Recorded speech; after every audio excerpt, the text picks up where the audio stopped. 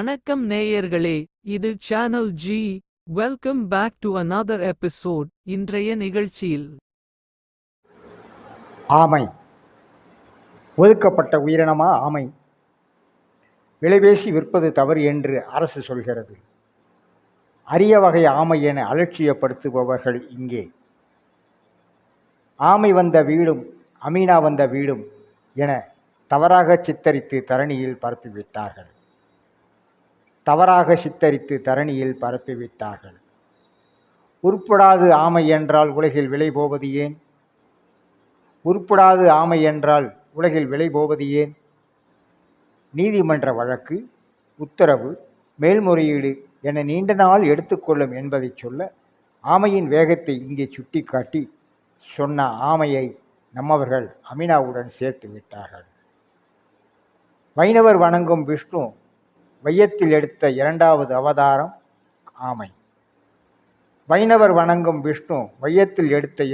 அவதாரம் ஆமை. திருமால் நிகழ்த்திய திரு அவதாரங்கள் தீயவர்களை அழிக்கத்தான்.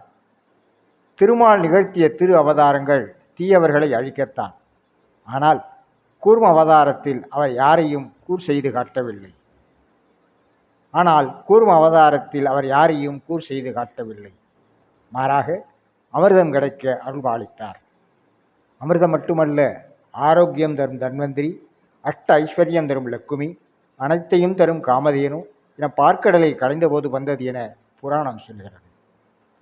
ஆமையால் அதிர்ஷ்டம் வரும், அமிர்தம் போல் இன்பம் வரும் என இப்போது புரிகிறதா? ஆமையால் அதிர்ஷ்டம் வரும், அமிர்தம் போல இன்பம் வரும் என இப்போது புரிகிறதா? ஆனி மாதம் தேய்பிரை துவாதசியில் ஆமை அவதாரம் தோன்றியதால் கூர்ம ஜெயந்தி என கூர் நிறைந்த இந்துக்கள் கொண்டாடுகின்றனர். காஞ்சியில் உள்ள கச்சபேஸ்வரர் ஆலயம் ஆமை அவதாரம் செய்த பெருமாள் அந்த வைகுந்த பதவி பெற்றதை சொல்லும்.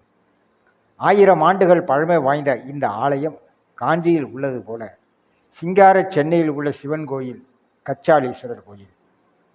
பாலாற்றில் வெள்ளம் வந்து தன் பாரத்தை சிவனிடம் பிரார்த்தனை செய்து என கச்சபேஸ்வரர் கோயிலுக்கும் கச்சாலீஸ்வரர் கோயிலுக்கும் தொடர்பு உண்டு.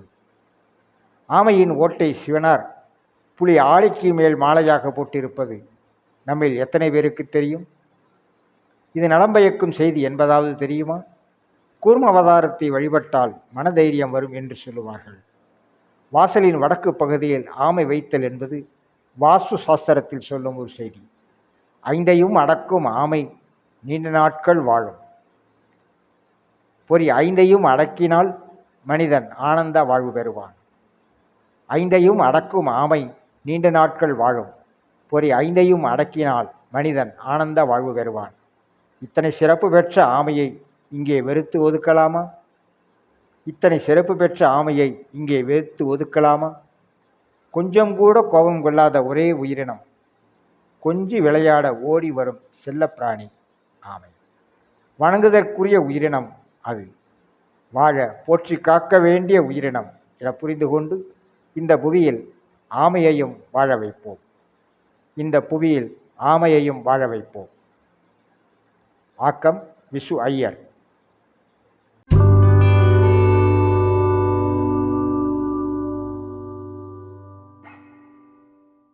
அன்பு நேயர்களே, இது சேனல் ஜி.